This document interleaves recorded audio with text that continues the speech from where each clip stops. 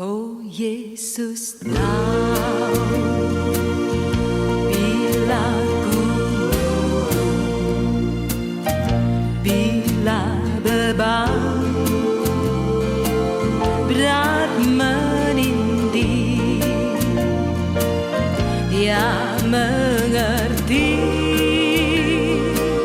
tiap kedukaan, Dia mengerti karena kasih. Salam saudara-saudariku yang dikasihi Tuhan. Salam jumpa kembali dalam renungan harian Santapan Jiwaku. Kita bersyukur kepada Tuhan karena hari ini kita boleh bertemu lagi, berjumpa lagi dalam keadaan sehat walafiat. Dan semoga saya berjumpa dengan Anda dalam renungan harian hari ini dalam keadaan sehat pula, dan kita boleh menikmati sukacita Injil yang akan kita dengar pada hari ini. Saya mengajak saudara-saudari untuk bersama saya merefleksikan dari Injil Yohanes bab 16 ayat 5 sampai 11. Inilah Injil Yesus Kristus menurut Yohanes. Dalam amanat perpisahannya, Yesus berkata kepada murid-muridnya, "Sekarang aku pergi kepada Dia yang telah mengutus aku, dan tiada seorang pun di antara kamu yang bertanya kepadaku, 'Kemana engkau pergi?' Tetapi karena aku mengatakan hal itu kepadamu, maka hatimu berduka cita. Namun benar yang kukatakan kepadamu adalah lebih berguna bagi kamu jika aku pergi. Sebab jikalau aku tidak pergi, penghibur tidak akan datang kepadamu. Sebaliknya, jikalau aku pergi, aku akan mengutus Dia kepadamu. Dan kalau penghibur itu datang, Ia akan mengisapkan dunia akan dosa, kebenaran, dan penghakiman. Akan dosa, karena mereka tetap tidak percaya kepadaku. Akan kebenaran, karena aku pergi kepada Bapa, dan kamu tidak melihat aku lagi. Akan penghakiman, karena penguasa dunia ini telah dihukum." Demikianlah Injil Tuhan. Saudara-saudari santapan jiwaku yang dikasihi Tuhan, menjadi orang beriman adalah suatu panggilan yang sangat mulia dalam kehidupan kita. Karena panggilan iman adalah panggilan untuk bersatu dengan Allah. Dan panggilan iman ini tidak hanya sampai kepada batas-batas dunia, tetapi panggilan iman itu akan membawa setiap orang kepada kebenaran sejati, yaitu Allah sendiri. Dan kebenaran itu mencapai puncaknya ketika kita bersatu dengan Bapa dalam kemuliaannya di surga. Sehingga ketika kita berbicara tentang kebenaran iman, tentang kebenaran Allah, maka kebenaran Allah sesungguhnya kebenaran yang membebaskan. Kebenaran yang tidak pernah akan memenjarakan seseorang. Dalam bacaan pertama dari Kisah Para Rasul, sesungguhnya kita mendengar bagaimana murid Yesus itu mengalami suatu kegembiraan yang walaupun mereka masuk ke dalam penjara.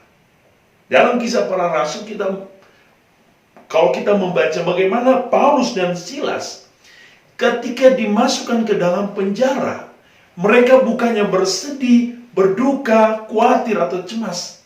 Malahan mereka bersuka cita dan terus bernyanyi, terus memancarkan sukacita iman mereka bahwa dalam penjara pun mereka tidak akan mengalami suatu kesedihan. Oleh kenapa?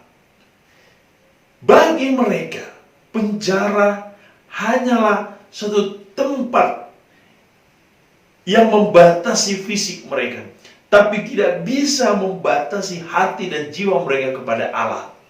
Sehingga ketika Paulus dan Silas masuk dalam penjara, mereka bahkan bernyanyi bersukacita memuji Allah.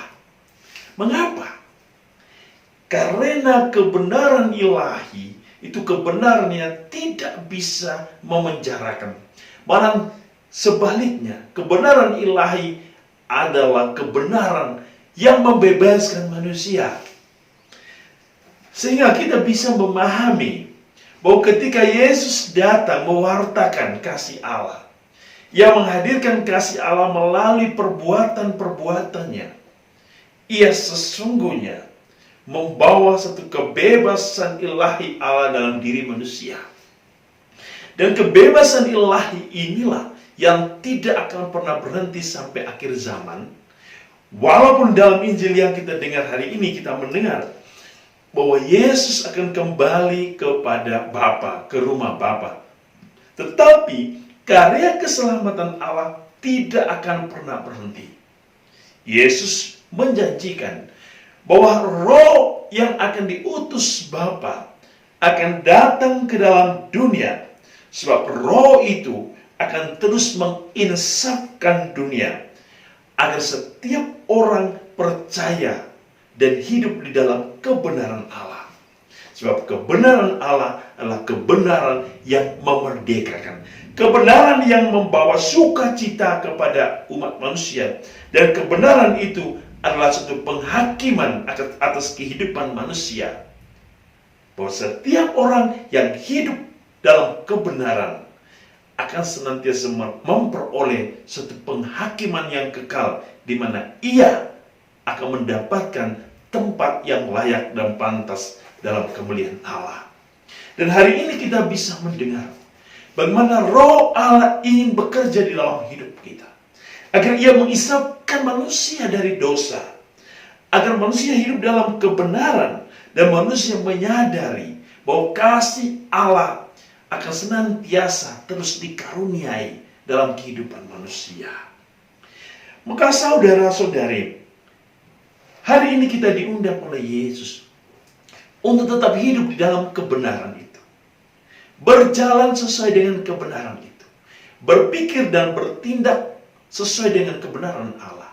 Dan kita diundang untuk terus mewartakan kebenaran Allah dalam hidup kita, dan membiarkan roh Allah yang ada di dalam hidup kita, yang tinggal di dalam diri kita, menuntun kita agar kita dimampukan untuk senantiasa bersaksi tentang kebenaran Allah.